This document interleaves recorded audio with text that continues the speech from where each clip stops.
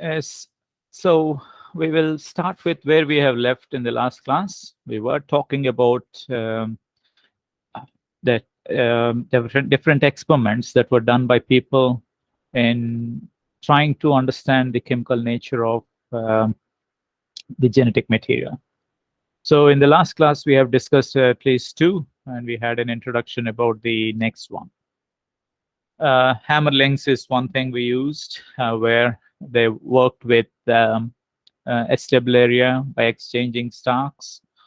This one, then reciprocal exchange, and then they have shown that whichever the whatever regrows is dependent on the type of nucleus that is present. And then we also we also have seen about nucleus transplantation experiments, which is also based for animal cloning. So if you remove the nucleus, the egg does not grow into an organism. But if you replace with something, replace with a different nucleus, the egg can grow into a complete organism. And in this case, the organism that is produced is always having the characteristics of the cell or the donor. Okay, which means that the cytoplasm of the egg is not contributing to the features, not as much at least. There are some other variations that we will learn in the future or in the next course, epigenetics part. But otherwise, majority of the features are actually dependent on the nucleus, the donor, whichever has donated the nucleus, those features usually show up in the offspring that on the new organism that has been formed. That's why it is called as cloning. What is a clone? A clone is a group of individuals. I mean, something produced with an identical features is called a clone. Animal cloning means you have an animal and you're trying to produce another with same features. Okay, apparently there are some companies where they're producing they're cloning pets of different the rich people. So then we learned about the Griffith's transforming principle in this quickly. So there is an S strain for smooth colonies. So we call it as S strain of Streptococcus pneumonia. And there is an R strain. The difference between S strain and R strain is the coat, the capsule that is present. The R strain does not have it. So because R strain does not have it, if it is injected into mice, the immune system of the mouse will kill it, and therefore the mouse is alive. The bacterium is dead, and mouse is alive. In the case of smooth colonies, the smooth strain, S strain, if it is injected, because of the capsule, the antibodies cannot kill the bacterium. Therefore, it causes pneumonia and the mouse dies. If we have heat-killed S strain, then and inject it, there is no living organism, so it does not multiply, and eventually everything will be eaten up, and therefore the mouse is alive. The interesting observation in this whole experiment is this: heat-killed S strain does not cause disease by itself. R strain by itself does not cause disease. So if we divide these 1, 2, 3, and what happens in the 4? If we look at R strain by itself, from here we know from experiment or set 2, we know that it is not virulent. It cannot cause disease. Heat-killed S strain cannot cause disease too, that we know from 3. But if you mix these two and give, and then the mouse is dying, which means that disease has occurred, and somehow the only possible, the living material is present in R strain, and some genetic factor or some factor has moved into R, and that has changed into S strain, and that causes the disease. That's called as, that was referred to as transforming principle by Griffith. So at molecular level, we understand now, it's when you heat kill it, all the genetic material, everything is released, the capsule is synthesized by a gene called CAPS, that is an functional enzyme. The R strain, it has a mutated CAPS gene. So you call it as RCAP, rough and smooth here. It is mutated. It does not produce the enzyme that is involved in making the capsule. So when you mix a heat-killed S strain and R strain, the R strain can take up some parts of some genetic parts from the dead S strain. And if it takes up cap S, then there will be homologous recombination between these two. And now the R strain would have transformed into S strain. Okay, that's the molecular basis of Griffith's experiment.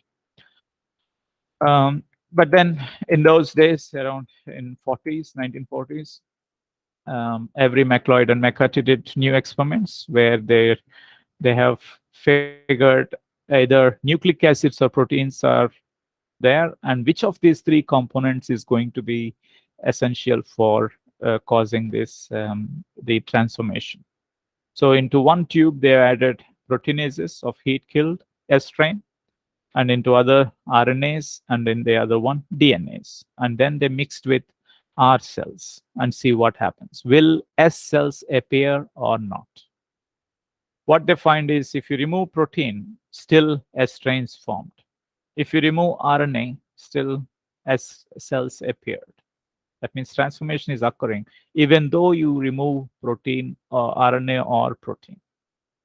But if you added DNAs, which will remove DNA, and you add it to R cells, there are no S cells, which means transformation is not occurring.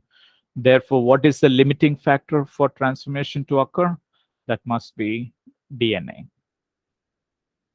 Okay, that is how these people have discovered that DNA is the genetic material in bacteria. And Hershey and Chase did experiments with phages, as we were discussing yesterday. I think you were here somewhere. So one phages are easy to work with, or bacterioviruses. They have protein and they have DNA or RNA. And in some cases, in animal viruses, if you see, they have a capsid, they have a genetic material, and they may also have a membrane. Those are called as enveloped viruses. Bacteriophages are usually not. I mean, there are a few, but the point is one virus may infect bacterium, and it results in thousands of cells, thousands of new phages. That means either protein or DNA is causing the production of so many. One of these two is the genetic material, right? So they have chosen, yesterday we have used the protein, what is there, and in DNA, what are the things that are present. So C, H, N, O, P, P is not there in proteins, right? And S. In DNA, you have atoms C, H, N, O, and P. If you can also think for this, I mean, because in the future I will ask questions that will make you think, or you have to think.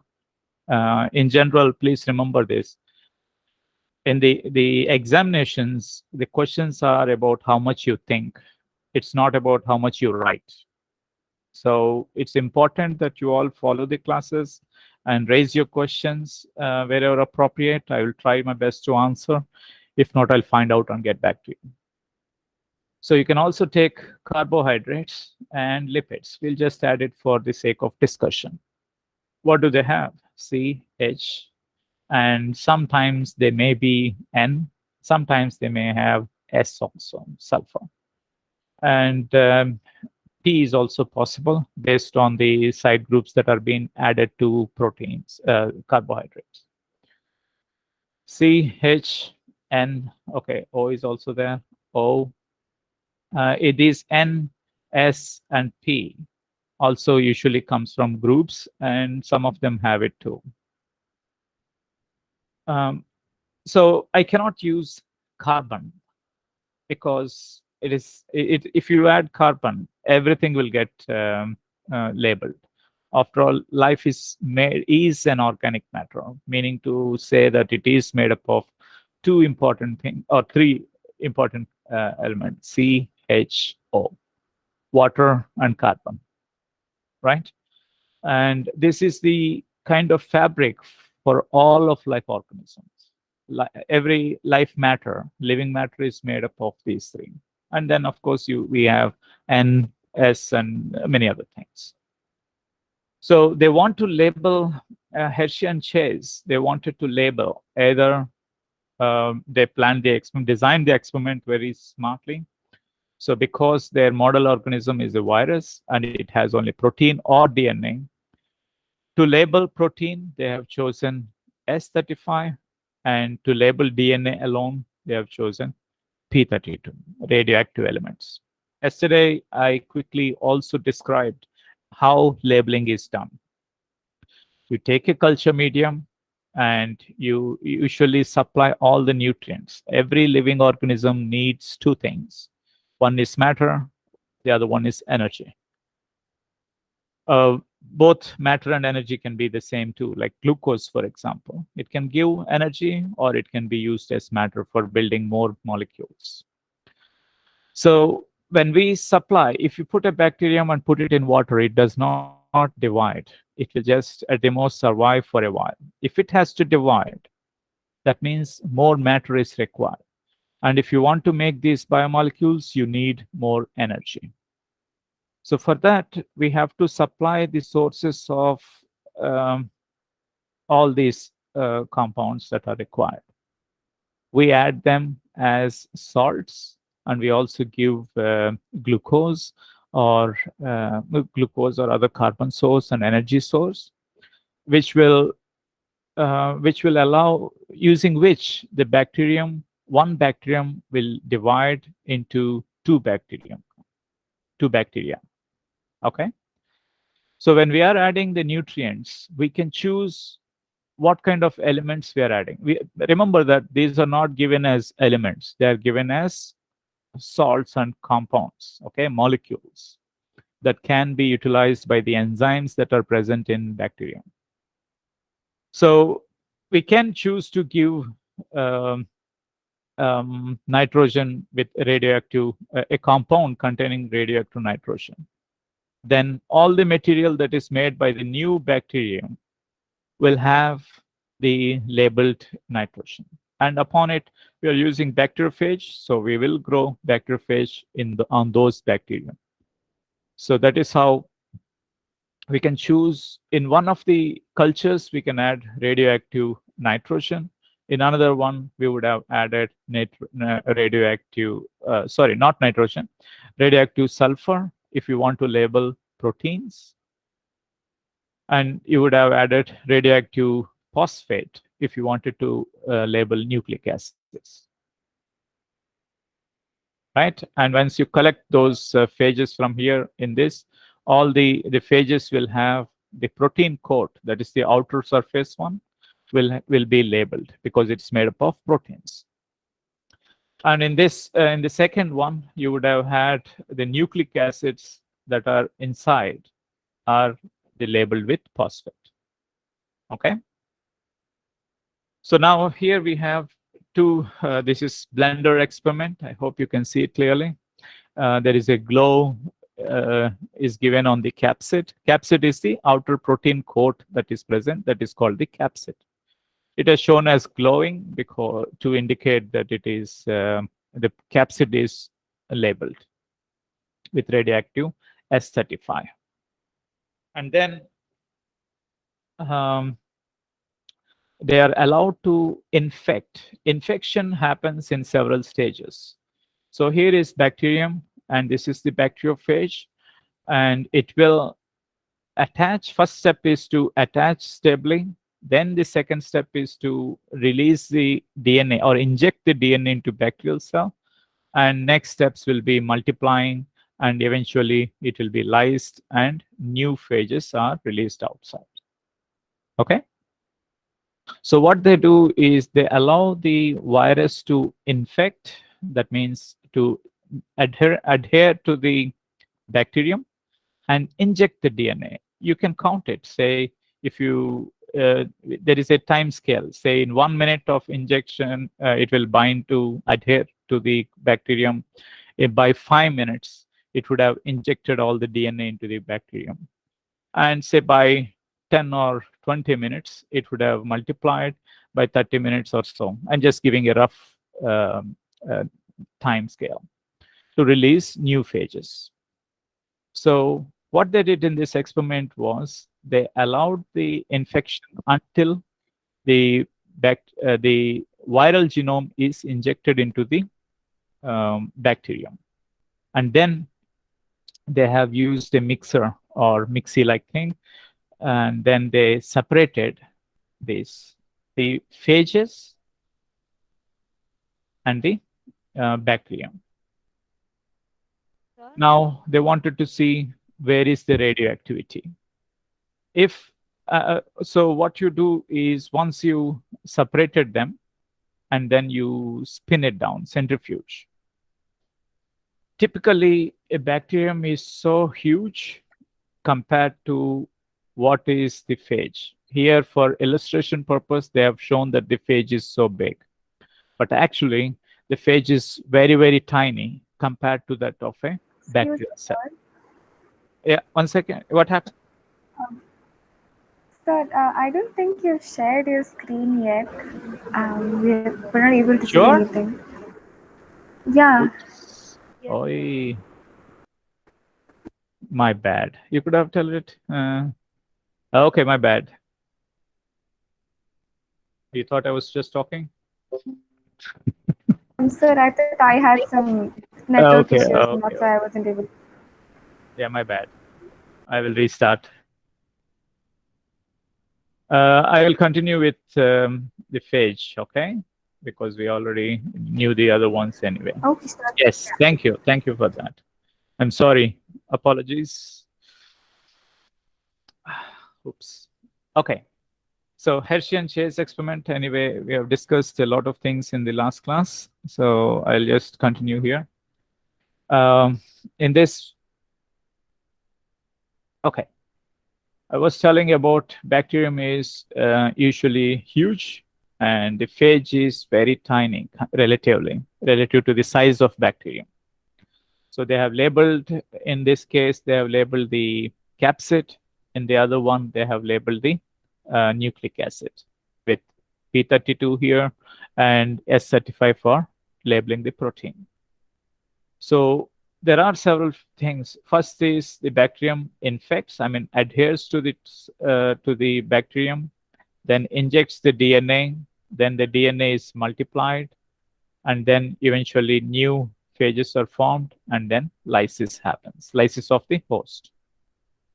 So what these people tried is to, by the time, so say it takes 1 minute to adhere, 5 minutes to inject, 15 minutes to multiply, some 20 to 30 minutes, will just 30 minutes for lysis to occur. Okay, assume this is the time scale. So they added phages to a culture of bacterium. They added phages, and say I said by 5 minutes the DNA is inserted. So by 5 minutes they put them in the blender, and then they disrupted this interaction between the phage and the host. The DNA would have been injected here. So once the DNA is injected, what you would actually have here are empty capsid proteins. Those are called as ghosts. Okay, they don't have anything like they're just no nucleic acid. They're just empty capsids. So protein would have been outside, and DNA would have been injected inside. Now they have seen what is getting injected and how things are happening. For replication of phage to happen, how things are happening. So they would have separated the ghost from the bacterial cell, and then they centrifuged it. So because the bacterium are very large, bacteria are large, and the phages are very small, the phages would remain in the supernatant. or the ghosts would have remained in the supernatant, whereas bacterial cells would have settled or formed a pellet. So that is the experimental setup. Now, what did they what did they find is the question. One second.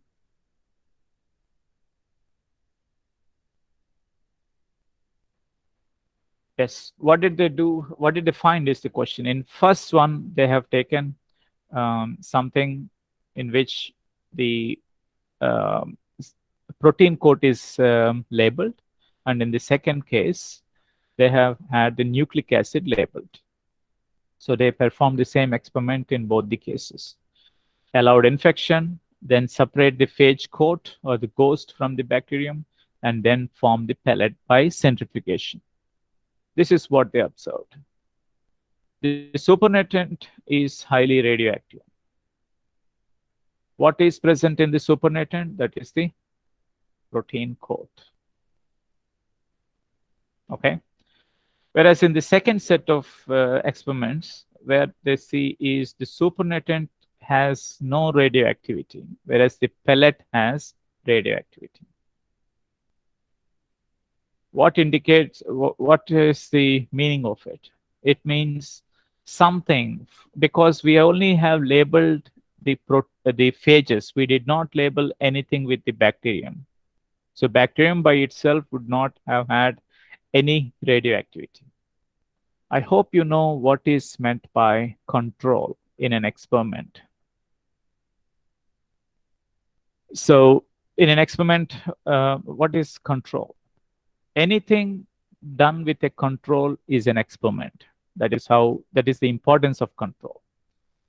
So what would be a nice control for this? In this case, they would have taken bacterium, they would have done the blender or blending, then centrifugation, and then you see a tube with the pellet, and there is no radioactivity anywhere. What does that tell? That means bacterium does not have any radioactivity. This would have been the control. Okay. Um, it is used for comparing something with the standard. Okay. In the next experiments, probably we'll see more in the next classes. But otherwise, remember that control is very important. So I hope you understood this, that the what is injected into the bacterium is the nucleic acids, and nucleic acids are responsible for the formation of new phages. Therefore, nucleic acids are the DNA is the genetic material in phages. Okay. So this is the molecular basis of what we know by now. It is also from the same textbook from the molecular biology of gene. Please have a look at it and read it thoroughly so you would understand better.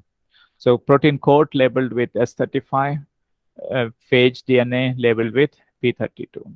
If you allow it to inject the DNA and then violent agitation, that is using the blender, then the ghost will be separated from that of the bacterium, and ghost is simply protein. And when you centrifuge, you will find out which one is present, right? If you did two separate experiments where in one case you have labeled the protein alone, in another case you labeled nucleic acid alone, you will figure out whether radioactivity is present in the supernatant or in the pellet. That DNA is the genetic material, because whatever is injected inside is responsible for the multiplication of viral genomes and formation of more particles. Okay, therefore, DNA is the genetic material in bacteriophages. That is how it has been shown. In later times, some of the viruses were shown to have only RNA and proteins, right? And that means, say, tobacco mosaic virus, it was shown that in that case, RNA is the genetic material. So genetic material can be either DNA or RNA. All cellular life forms, all cells, some starting from, I mean, prokaryotes and eukaryotes, DNA is the genetic material. Most of the viruses of most of the viruses of most organisms are also made up of DNA. There are multiple viruses that are that have um, RNA as the genetic material. So, and the viruses are a little bit tough because, I mean, the diversity is too huge. They can be double-stranded or single-stranded, and they can be RNA or DNA, single-stranded RNA or single-stranded DNA. And then they can be circular, they can be linear, and many more things are available in terms of viruses. If you're talking about any cellular life forms, it's always DNA as the genetic material. It is always double-stranded DNA. Okay. As we progress in the next classes, we will understand the chemical nature. At that time, we will know the terminology.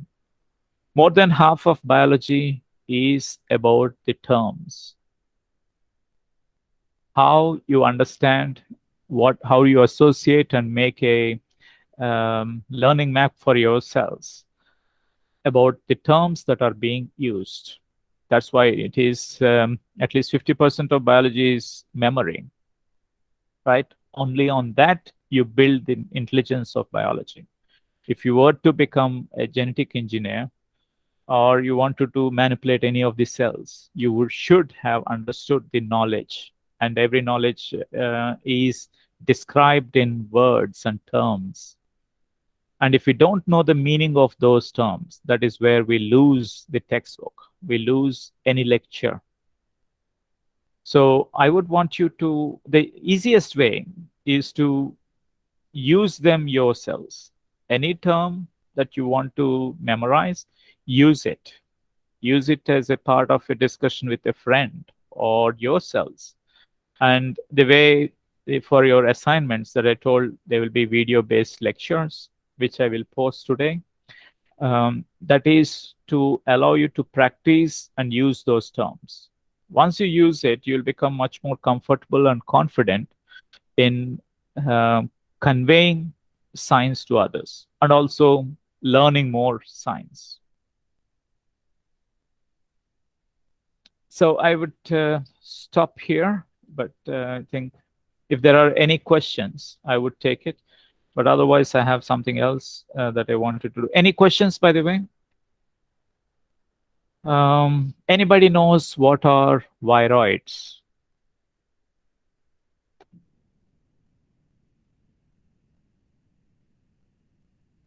Yes, viroids are infective RNA molecules. They do not have any protein or anything else.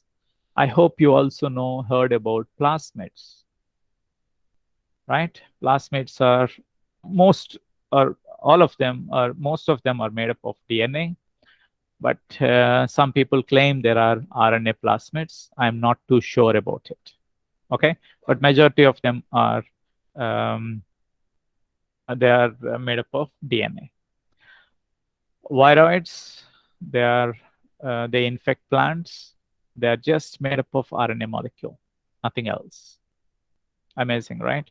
They can infect one cell, then they can be transferred to another cell, and they can infect that one, multiply several rounds. Plasmids are the bacterium has a chromosome, but these are small circular entities that they can survive.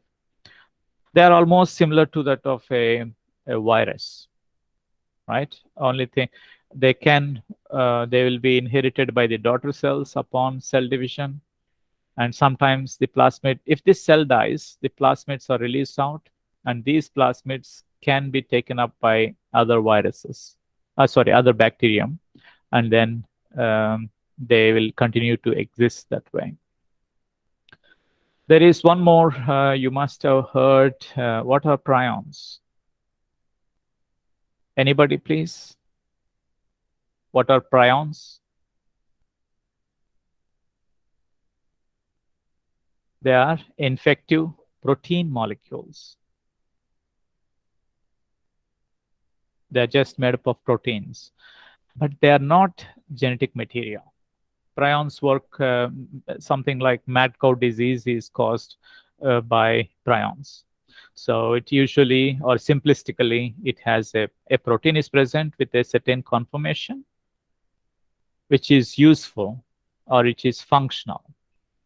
But this protein can also have a different conformation, structure, something like this. Say, I'm just for illustration, I'm giving like this. It can be in conformation 1, and it can be in conformation 2. The conformation 1 is the one that is useful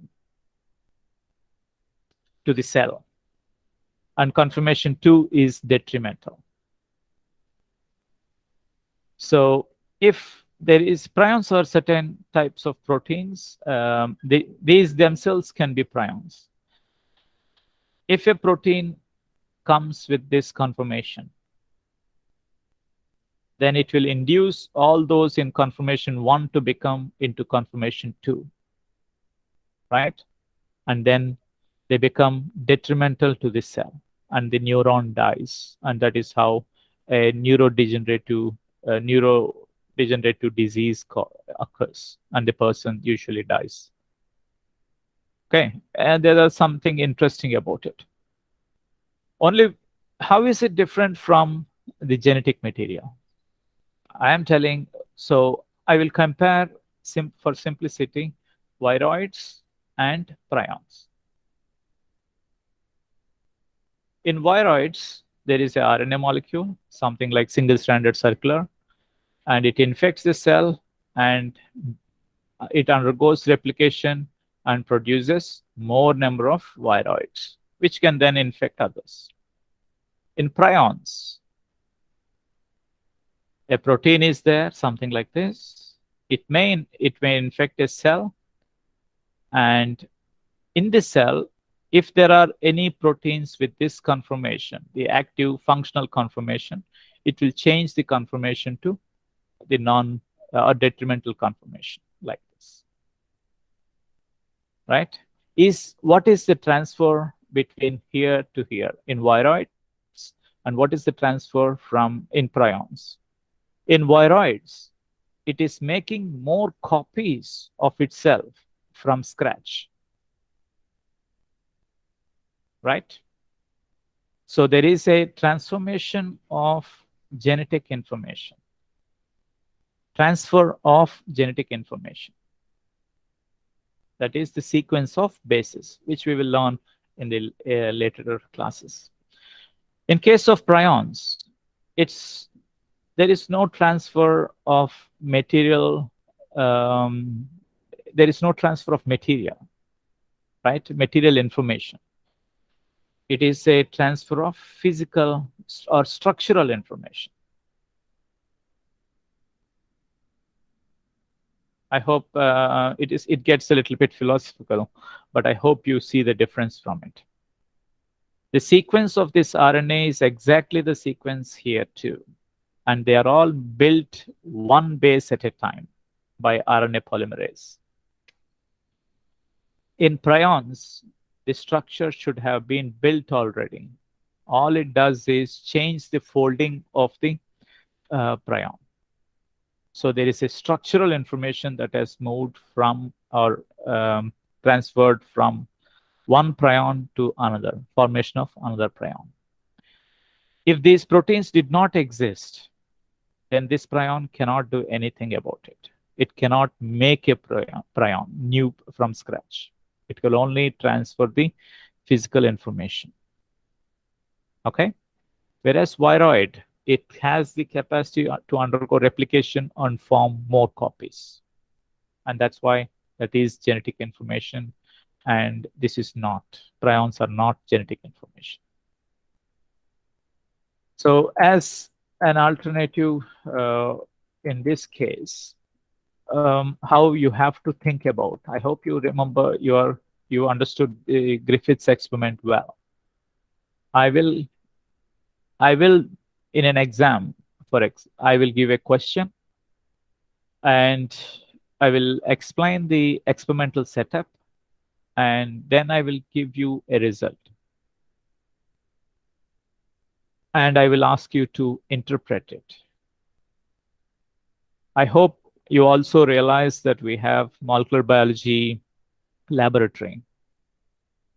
The laboratory is not just about physically doing things. We don't want that you become technicians. We want you to become research scientists. That means you should understand the why you are doing it and be able to interpret it and then carry forward that information for newer making new experiments. So in a situation like this, for practice towards increasing your research aptitude, you will have to, in theory as well, try to understand and see uh, if a different result has come, what would you assume that? What would you, what kind of information would you draw from it? Say, I will give you something. There is mice is dead, mice is alive, mice is dead. Sorry, mice is alive, and here also mice is alive. Say, I am just giving you an altered one. These are to understand only the science. Don't take it as Griffith's experiment. I hope if you understood Griffith's experiment, every setup is same, model organism is same, methodology is same. I am only changing the result. And then I want you to tell me what your interpretation is. So I what can it be? Here also the mouse is alive. What can you think of? What do you think it means then? Anybody?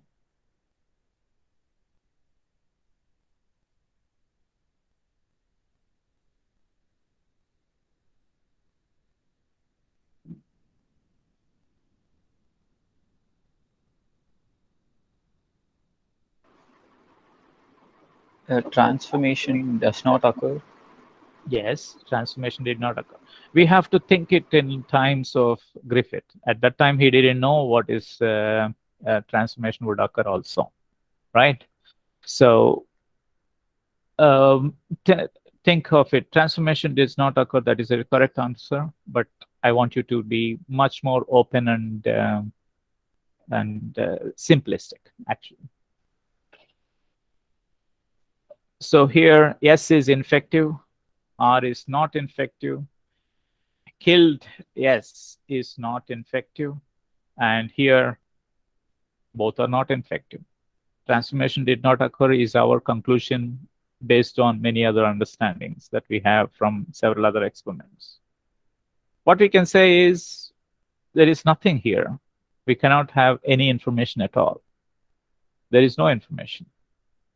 So we gave something that is dead or non-virulent. We gave something R strain that is non-virulent. That's why the mouse is alive, right? That is a very open approach to the results. Similarly, if I had to have a question like this, I would say that S cells did not appear here. S cells appeared when you added RNAs. S cells appeared when you added DNAs. What would your result, what would your interpretation be?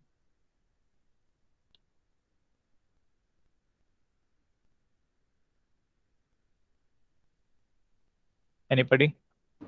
I didn't get the question, sorry. What? Yes. So in this, I added proteinases. So protein is cleaved and no S cells have formed. S cells did not form. In other two cases where RNase is added or DNase is added, S cells have formed. Then what is your interpretation of that result? Protein is the hereditary material. That's right. That's correct. In that time, protein is the limiting factor for converting R to S. Okay? These are simple questions, but it will give you a perspective about how to interpret it. Otherwise, we are just mugging up what others have done.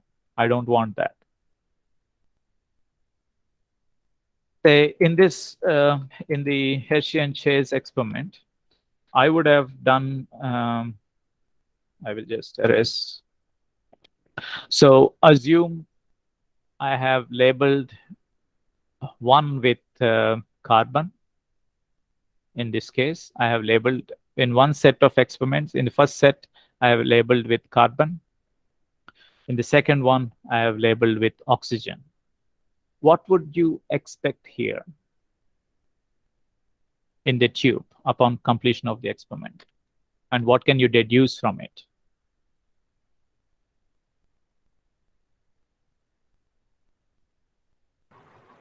Since both proteins and nucleic acids have carbon and oxygen, you can't really deduce something very unique out of this. That's right. Maybe we can say, well, in the second case, no, actually, in both cases, you would probably end up with uh, the radioactive tag in the pellet, because Yes. nucleic acids both have both C and What O. about the supernatant? Supernatant will again also have this thing, because again proteins also have C and O. That's right. So So yes, Seth, complete it. yeah, so the conclusion, you won't be able to deduce anything very specific, although you would have the radioactive tags in both the supernatant and the pellet. That's right. And why shouldn't we? What would then be your choice to do? As I was talking about, all biomolecules have C, H, O, and N. You can continue that much at least. So using any of these is useless. All right. And that is why when a question, what is in norm, the actual experiment done, we have already discussed that. If I changed something in the experimental setup or in a small a step of the method or the results, how would you deduce usable information? That's what I'm going to test in any of the experiment in during examination. So I would want you to practice thinking on that. Yes, C and O, if you have used, you would have found radioactivity all over the tube in both the cases, because both phage proteins and nucleic acids, they have carbon and oxygen, so they cannot be used. If they use, you can use it, but you'll not get any useful information out of it, right? Yes. Any other questions or something?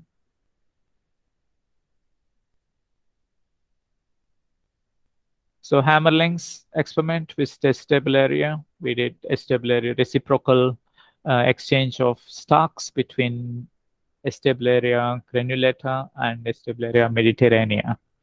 And nuclear genetic, they found that genetic material is in the nucleus. Frog nucleus transplantation experiments, they have shown that again the nucleus is the one that is conveying the genetic information from to form, say, several characteristics or the whole organism itself. Griffith's experiment using Streptococcus pneumonia and R and S strains, they have he found something is changing. R is allowing the transformation. I mean, something is allowing the transformation of R to S strain that he called as transforming principle. Then every McLeod and McCarthy, they gave the first time the chemical basis for the genetic material, and they found it to be the DNA. They followed up on Griffith's experiment, and then they reduced the DNA is the genetic material in bacterium. And then Hershey and Chase, they using phage or bacteriophages as their model organisms, they found that DNA is the genetic material in bacteriophages. There are some other viruses which have RNA as the genetic material. So I hope you understood that we, as a scientist, we should be about having an objective to find something. We should have designed a methodology or experiment for it. And the principle of the experiment should be well understood. You all have studied analytical techniques. And analytical techniques is what forms the basis for most of your experiments in the future, in all the things. So, for example, centrifugation or electrophoresis and so on. From now on, whatever you're doing, you will get an opportunity to use those analytical techniques in your experiments. And I want you to be curious, especially for the lab sessions, about what to do. During this theory course, you will also be given some small assignments that will be useful for to prepare yourselves for lab. Because when you come here, lab may happen in a matter of 10, 15 days or so. And we have a lot to cover.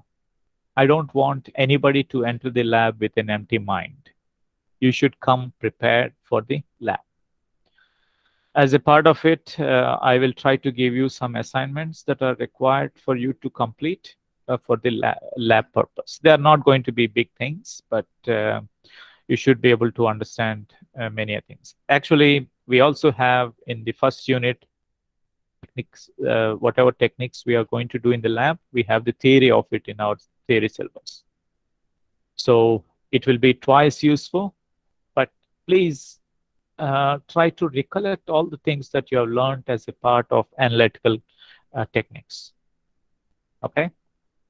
And then you should have proper observations.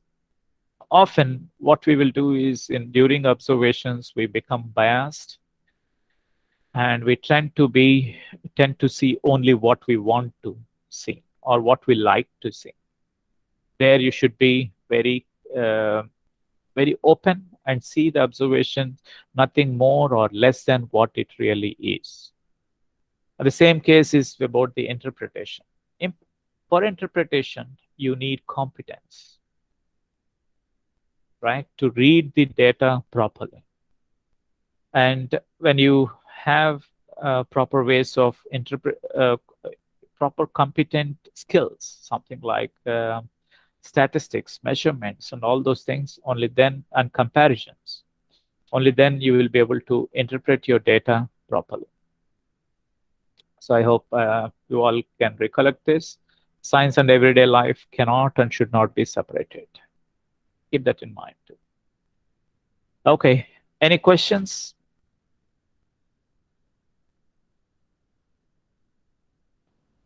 I have one question. Are you all able to watch these videos that are there here?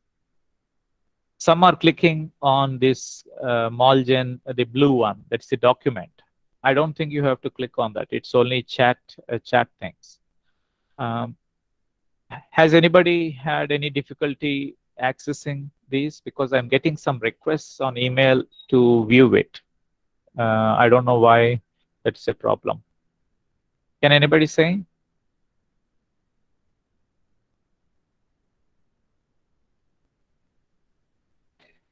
Anybody watch the old videos that we have finished so far?